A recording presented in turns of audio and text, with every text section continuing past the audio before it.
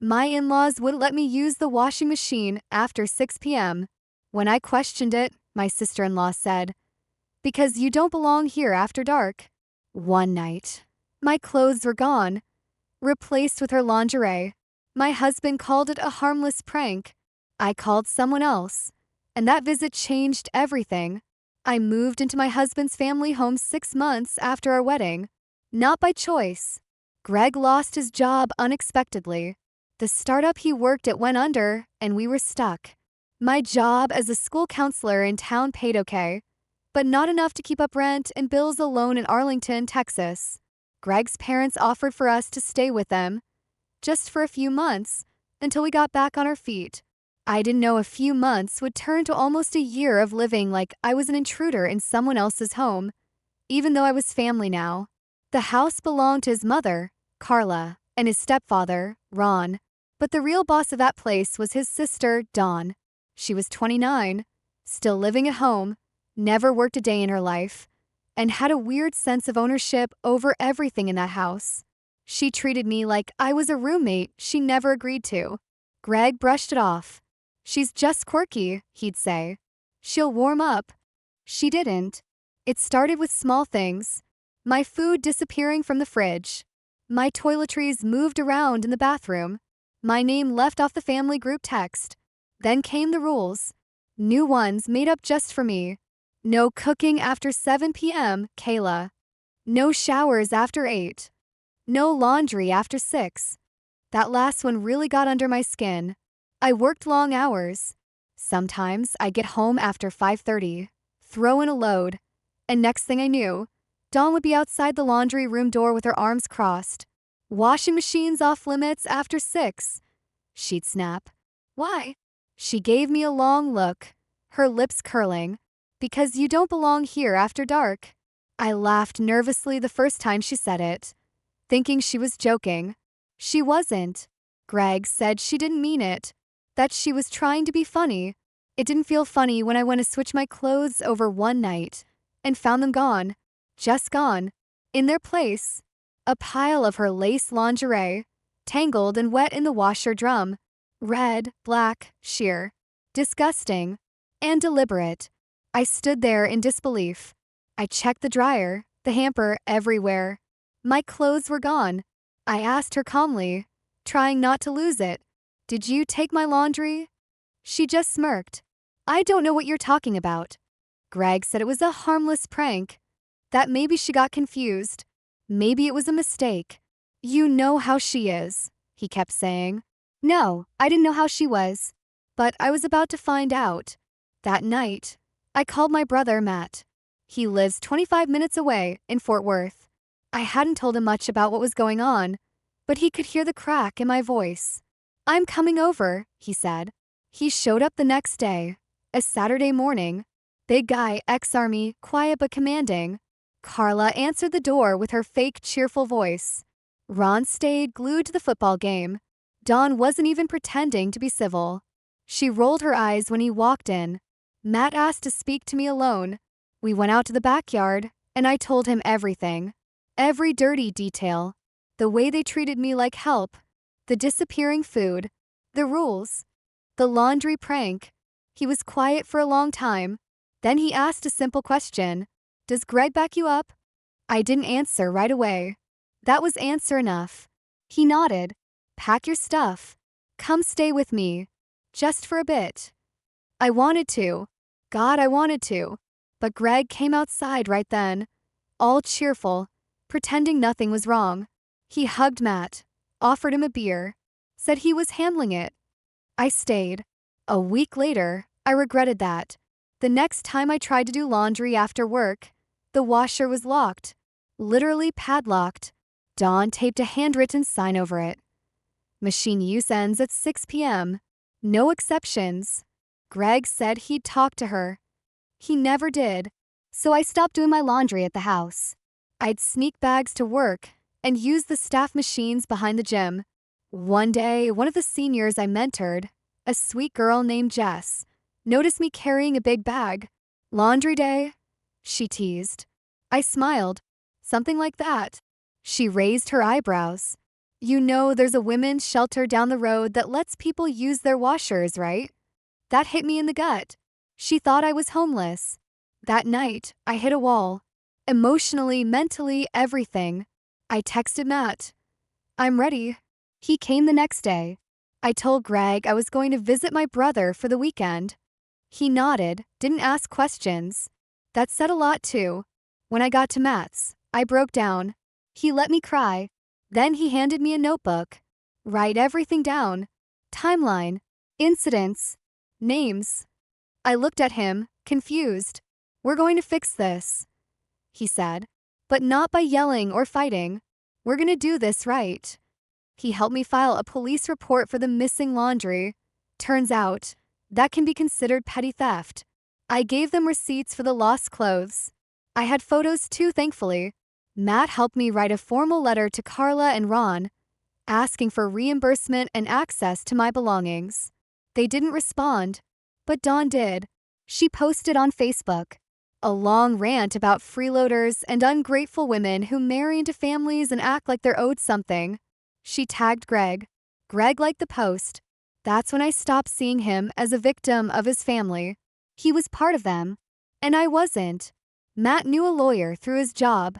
She offered me free advice. We sent a cease and desist letter. Carla and Ron ignored it. That was fine, because I wasn't after money.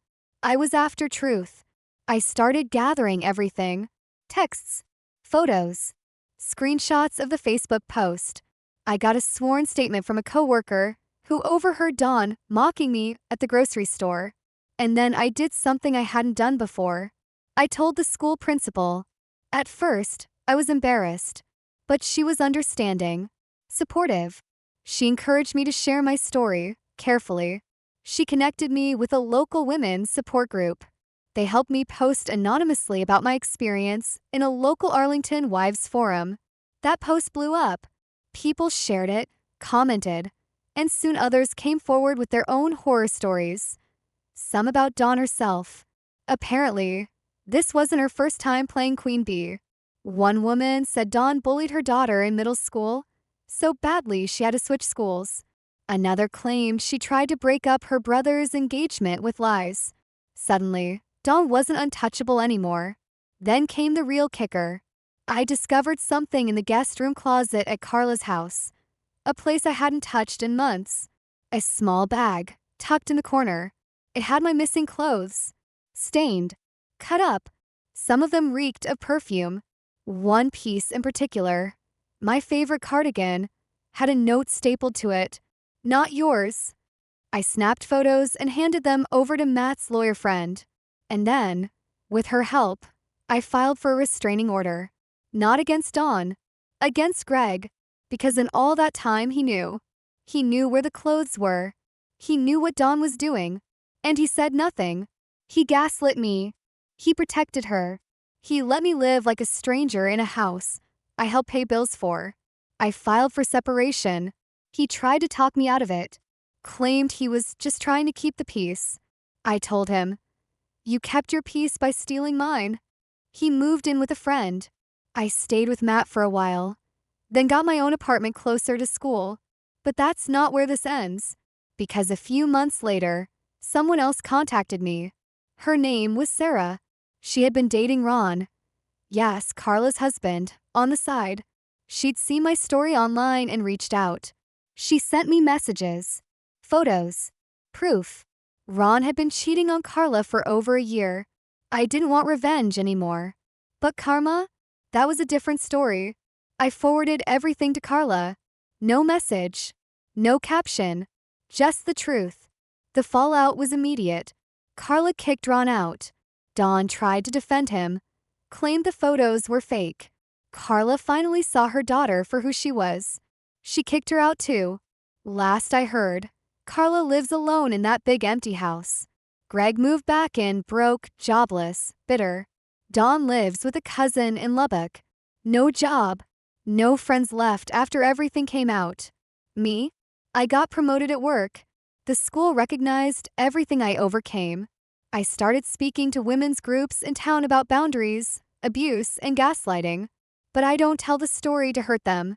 I tell it so no other woman thinks she's crazy for knowing when something's not right, even if it starts with something as small as a load of laundry. After everything went down, I thought that was the end of it. But I was wrong. The school district held its annual counselor training in October. About 100 staff from nearby towns came. I was asked to speak about building emotional resilience. It felt good, standing in front of a crowd, finally being taken seriously.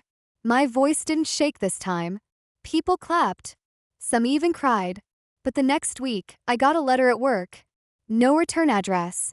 Inside, a printed photo of me and Matt at a diner, taken from outside the window. No note, just the photo. My stomach dropped. I hadn't told anyone we were meeting that day. Not even close friends. It wasn't a secret, but still, it felt too specific, too targeted. I showed Matt. He went quiet. "You think this was Dawn?" I asked.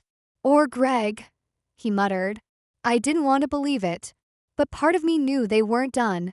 Then the rumors started. A teacher I worked with pulled me aside in the lounge. "Hey, just letting you know, someone's been saying stuff. That you and Matt are more than just siblings." I stared at her. "What?" "Just wanted to tell you before it spreads." Who would say that? Who even knew Matt that well? The answer hit me fast. Greg. I checked his Facebook. There it was. A status that said, "Crazy what some women do when they move in with their brothers." Faced with tears of joy, no names. But it was clear. The comments were worse. "EW. That's sick. Explains why she was so uptight. She always gave off weird vibes." He didn't stop there.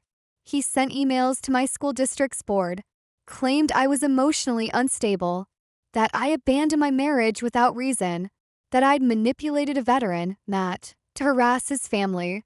It was all worded to sound just professional enough that HR had to call me in. The meeting was tense.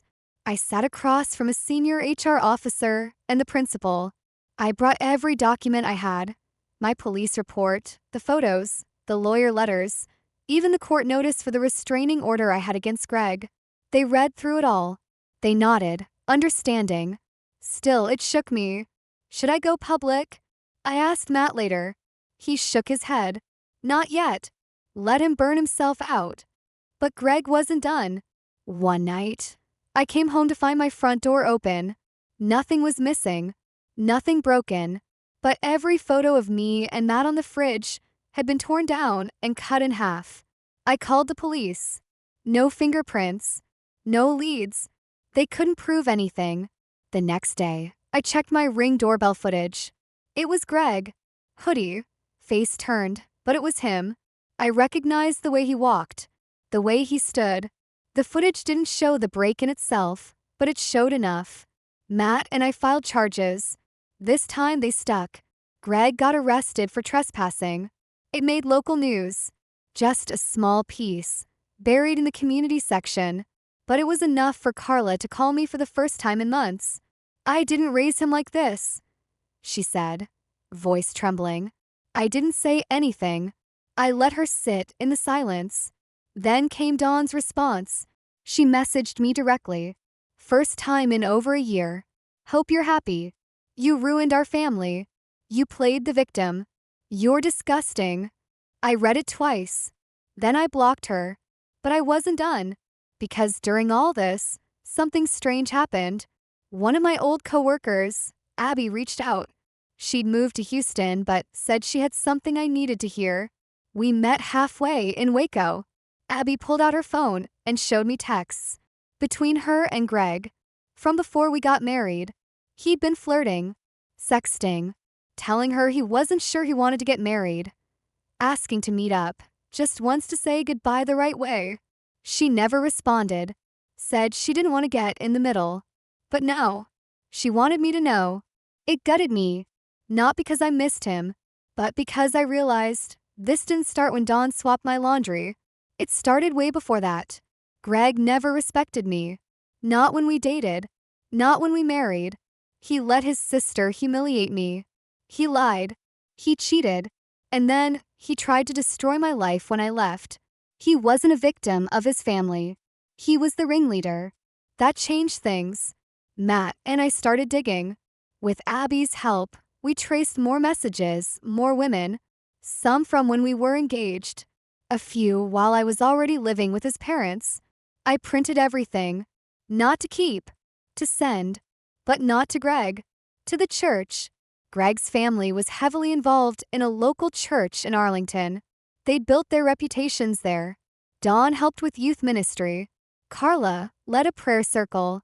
Greg used to volunteer at events. I knew they'd buried the real story, so I sent a packet anonymously with everything: screenshots, court papers, photos, sworn statements, and a short letter. This is the truth. Do what you want with it. Just don't pretend anymore. A week later, Carla stepped down from her prayer circle. Dawn deleted all her social media. Greg lost his weekend volunteer gig. I didn't gloat, but I slept easier. Still, one thing stuck with me. That phrase Dawn said, "You don't belong here after dark." She was right, but not how she meant. I didn't belong there because I was meant for something better, and I wasn't in the dark anymore. A month after the court hearing with Patricia, I thought the dust had finally settled. I'd changed the locks, upgraded security, blocked every number that tied back to her or Brandon. I got used to the quiet, started sleeping through the night again. I went back to work, slowly. Then a letter showed up in my mailbox. No return address, just my name in sharp, cramped handwriting. I opened it. Inside were copies of medical records. At first, I thought they were meant for someone else. But no, they were mine. Lab results. A copy of a gynecologist's report from 2 years ago. A surgical consult from when I had a fibroid removed. Documents I hadn't seen in ages. And at the bottom, scrawled in ink, it said, "Maybe this is why he never touched you again. Some things a man just knows." I felt sick. Not because of the words, but because they were private. Locked away. I checked my health portal account. Locked out. Passwords changed. I spent the next 2 hours on hold with the hospital IT department. They confirmed it.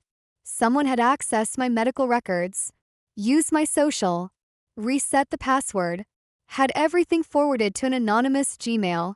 I filed a police report. I already knew who it was. Brandon, or Patricia, or both. And now, it was a felony. Things snowballed from there. I was subpoenaed. Patricia had filed a suit against me. You read that right. She sued me, claimed I stole her inheritance. She was trying to argue that since I refinanced the house with money that originally came from marital assets, and since she had lived in the home and contributed caretaking duties, while Brandon was recovering from a minor surgery the year prior, she was entitled to equitable interest. The legal version of, "Gimme what's yours because I helped with soup once." It was ridiculous, but it still meant court, lawyers, depositions. She came in wearing all black, like someone died. She called me a conniving harlot on the record. Her own lawyer looked embarrassed. Brandon was nowhere to be found. He'd disappeared. 2 weeks after the suit was dismissed, with prejudice, I got a knock on the door. A woman stood there, blonde, thin, probably late 30s, nervous. "Are you Carla?" she asked. I nodded. She introduced herself. "My name's Bree. I used to date Brandon. A long time ago." I blinked, confused. "Okay." She shifted. "We reconnected maybe a year ago, before you two split." My stomach turned. "I just wanted you to know," she said, voice trembling. "He told me you'd left him. Said you were living with someone else. That your family disowned you." I just stared. "I didn't know he was still married," she whispered. Then she handed me a manila envelope. Inside, photos. Brandon, Patricia, and Bree's son. At a park. At a Target. At a diner. Dates on the backs. All during the time Brandon was still living with me. "I found out last week he stole my debit card," she said. "Wiped my checking account. I pressed charges. I filed a report. And when I searched his name," she paused, "I saw what he did to you. And I had to warn you, in case he comes back. I thanked her. She cried, said she felt stupid. I told her, don't. We all want to believe someone's better than they are. That night, I barely slept. It wasn't the betrayal. It was how many people he'd pulled into the orbit of his lies. How many homes he'd wrecked quietly, with a smile. He wasn't loud like a monster. He was subtle, cunning. And Patricia, she didn't raise him that way. She created him that way. They were the same. Entitled, calculating, smiling with a knife behind their back. A week later, Brandon was arrested. Fraud, identity theft, unlawful access to private medical information. The works. Bree's charges, mine, and another woman who filed a complaint in Vincennes. She dated him briefly, and he'd used her phone number to set up a fake unemployment claim. The sheriff's office called to notify me. He was found sleeping in his truck outside an abandoned bowling alley. Patricia was nowhere to be found. But 3 days later, she showed up online. Someone forwarded me screenshots from Facebook. She'd joined a group called Daughters of Narcissists, was posting memes about toxic women who break homes, and tagging herself in Bible verses about vengeance. She called me her Jezebel ex-daughter-in-law. I laughed, because by then, I'd started writing everything down, not just for lawyers, but for me. I wanted a record of the madness. I wanted to remember how close I came to disappearing inside someone else's twisted story. Brandon sat in county lockup for 5 months. Bree testified. So did I. So did a woman named Trina, a nurse from Terre Haute, who met him through a grief group and lent him $2,000 when he said his mother was dying. Patricia was alive and well, of course. Trina never got the money back. The prosecutor offered Brandon a deal. Plead guilty to 2 counts of identity theft. Drop the rest. He took it. Sentenced to 14 months in Pendleton Correctional, with 5 years probation and full restitution to all victims. He'd have to pay me, Bree, and Trina monthly for the next decade. Not much, $90 a month or so, but enough to keep him in the system. Patricia tried to visit him. He refused. Said in a recorded call that she ruined everything. That it all started with her. That if she hadn't cleansed the house, maybe I wouldn't have left. Maybe the cops wouldn't have found out. Of course. He forgot he was the one who handed me her list. He forgot that when she sat in my chair and told me my life was clutter, he stood there like a mute coward. But now, he wanted someone else to blame. Fine. Let them rot in each other's silence. 3 months after the sentencing, Patricia showed up at my job. Not inside. Security wouldn't allow it. But she stood in the parking lot with a sign. This woman destroyed my family. She held it for 6 hours. Didn't say a word. Just stood there like a ghost in a Goodwill shawl. My co-workers took pictures. Laughed. A few called the cops. They came. Gave her a warning. She came back the next day. Second strike. She got a fine. Third time. They arrested her. The footage made it to a local Facebook news group. One clip went viral. Patricia being dragged into a cruiser, yelling, "She stole my son. She ruined my legacy." The top comment, "Lady, he's in prison. You raised him. Do the math." But it didn't end there. Because karma didn't just tap Patricia on the shoulder. It crushed her. See, when she applied for housing assistance using Brandon's name, she committed fraud herself. The investigation took time, but it caught up. The agency filed charges. She got slapped with a felony. She lost her senior apartment. Her name went on a public offender list. Now, every time someone Googles her, there she is. Mugshot, charges, quote about her, Jezebel daughter-in-law. She went to court alone. No Brandon to hold her hand. No friends left to pretend she was just a misunderstood mother. She pled guilty. No prison. She was too old. But 2 years probation and mandatory therapy. That was the kicker. They made her attend group sessions with other elder offenders. I know, because someone in the group emailed me. Said Patricia sat silently, glared at the wall. Said once that A witch took my son. Nobody believed her. Not anymore. As for Brandon, he got out early for good behavior. Tried to go back to the water department. They wouldn't take him. He applied to be a maintenance worker at a local apartment complex. Denied. With a felony on your record, even delivering pizza gets harder. He lives in a halfway house in Anderson now. Bree got a restraining order. Trina, too. I haven't heard from him in months, but sometimes I check the court docket, just in case, just to remind myself what silence bought me. People ask how I moved on. Simple. I built a life with roots so deep, no one could rip it up again. I gutted the house. New paint, new cabinets, new doors. I started hosting again. Jenny comes every other Sunday.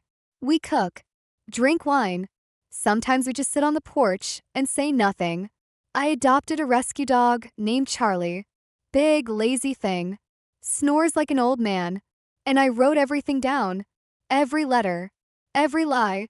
Every moment Patricia or Brandon tried to erase me. And how I fought like hell to exist anyway. I gave it all to a local legal group who helps women recover from financial abuse and coercive control. They published part of it anonymously in a state law newsletter. It's now part of training for DV paralegals in 3 counties. Their story became my fuel. Their rules burned into my freedom. I don't think I'll marry again. And I'm okay with that. Some people don't deserve closure. They deserve consequences. Brandon lost everything. Patricia will die in public shame. And me? I sit in my chair, the same one she once called hers. Charlie snores beside me, and I remember what she said that first day. This house needed purging. She was right. I just wasn't the thing that needed to go.